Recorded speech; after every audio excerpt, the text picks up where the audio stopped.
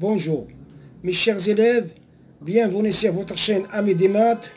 Aujourd'hui, nous allons voir une équation avec logarithme, destinée aux élèves de deuxième bac sciences mathématiques et sciences expérimentales. Si c'est la première fois que vous visitez notre chaîne, veuillez s'abonner à la chaîne et activer la cloche pour recevoir toutes les nouvelles. Avant d'aborder la résolution de l'équation, on cherche d'abord le domaine de résolution de l'équation, soit D, le domaine de résolution de l'équation. Donc D égale l'ensemble des x appartenant à R tel que la première condition, regardez le L de x, le x qui est là et le x qui est là, il va être strictement positif. Et la deuxième condition, cette expression-là, Ln de x plus 2 doit être aussi strictement positive.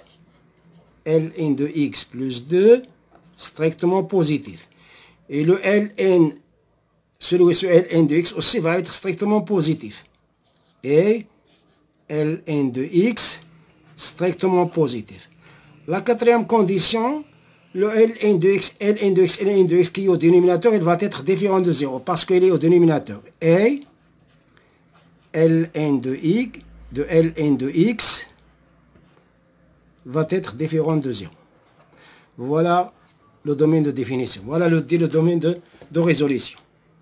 Donc x appartient à D, équivalent à dire x va être strictement positif et Ln de x plus 2 strictement positif et Ln de x strictement positif et Ln de x va être différent de 0 parce qu'il est au dénominateur.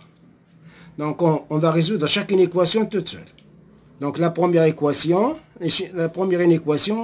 x strictement positif implique x appartient à l'intervalle 0 plus l'infini, à l'intervalle ouvert 0 plus l'infini. Celui-là, on va le noter D1. La deuxième équation, Ln de x plus 2 strictement positif. Équivalent à dire que Ln de x strictement supérieur à moins 2. Équivalent à dire que x est strictement supérieur à exponentielle de moins 2. Équivalent à dire que x appartient à l'intervalle ouvert exponentielle de moins 2 plus l'infini. Et celui-là, il va être noté D2. Maintenant, on va passer à la troisième condition. Ln de x strictement supérieur à 0. Équivalent à dire que Ln de x strictement supérieur à Ln de 1. Équivalent à dire que x strictement supérieur à 1. Équivalent à dire que x appartient à l'intervalle ouvert 1 plus l'infini. Ça, il va être noté D3. La quatrième condition, Ln de x va être différente de 0. Équivalent à dire que Ln de x, Ln 0 c'est Ln de 1. Équivalent à dire que Ln de x va être différent de 1. Équivalent à dire que x est différente de 1. Donc voilà la quatrième condition, il faut que x va être différent de 1. Bon, donc D, donc maintenant on va déterminer le D. D égale à D1 inter D2 inter D3 moins le singleton E. Donc, l'intersection des trois intervalles, c'est 1 plus l'infini. et 1 plus l'infini. C'est l'intersection de D1 et D2 et D3, c'est 1 plus l'infini. Et dans l'intervalle over 1 plus l'infini, il y a le E. Donc on va supprimer le E de l'intervalle 1 plus l'infini. Donc D égale à 1 E over union E plus l'infini. Voilà le domaine de résolution de cette équation-là. Le domaine de résolution de l'équation, c'est l'intervalle over 1E, union l'intervalle over E plus l'infini. Maintenant, on va aborder la résolution de l'équation. Cette équation-là est équivalente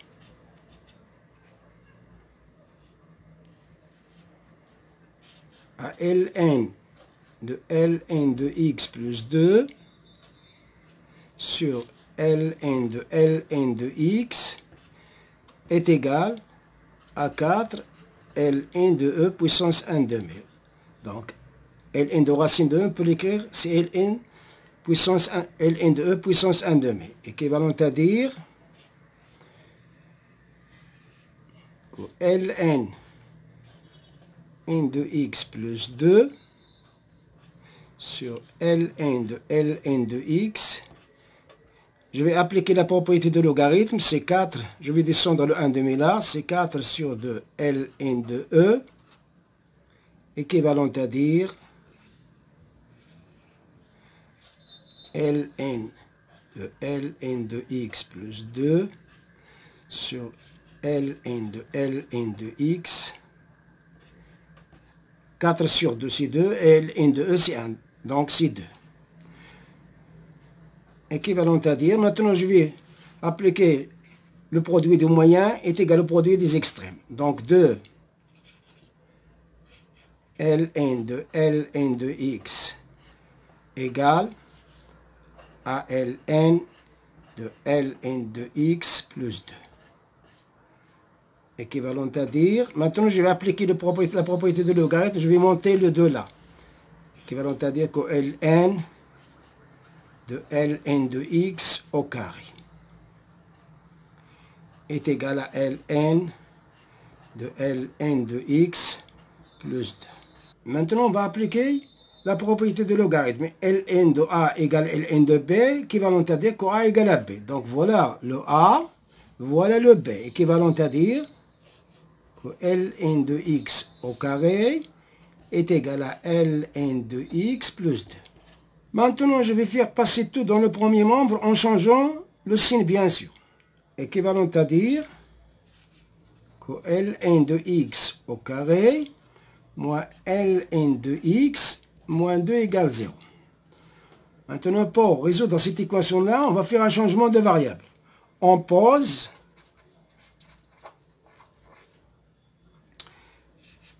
ln de x est égal à grand X. L'équation devient donc x carré, donc ça c'est x carré, moins x, moins 2 égale 0. Ça c'est une équation de deuxième degré. Regardez le coefficient de x carré, c'est 1. Donc c'est plus facile à factoriser. Il peut s'écrire comme ça, x, voilà. Plus par moins, ça donne moins. Moins par moins, ça donne plus. Voilà, c'est égal à 0. Les nombres que je vais écrire là, ici et là, les chiffres que je vais écrire là, le produit va être égal à moins 2 et la somme est égale à moins 1. Donc, ici c'est moins 2, ici c'est 1. Voilà, le produit c'est moins 2, la somme c'est moins 1. Donc, c'est équivalent à dire, donc cela c'est quoi? X, ça veut dire x moins 2 égale 0, ou x plus 1 égale 0.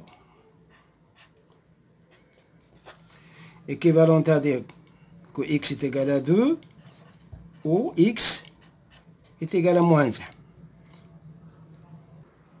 Maintenant, on va revenir au changement de variable qu'on a fait. On a écrit le changement de variable qu'on a, ln de x est égal à grand X. Je vais prendre le premier cas. ln de x est égal à 2. Équivalent à dire que x est égal à exponentielle de 2 appartient à D. Voilà. Ce x-là, x est égal à exponentielle de 2, il appartient au domaine de résolution de l'équation. Maintenant, on va passer au deuxième cas. Ln de x est égal à moins 1. Équivalent à dire que x est égal à exponentielle de moins 1. Est égal à 1 sur e. Elle n'appartient pas à D. Donc la seule solution de l'équation, c'est x est égal à e au carré. Donc l'ensemble de solutions S est égal à e au carré. Voilà. On s'arrête là. À la prochaine fois.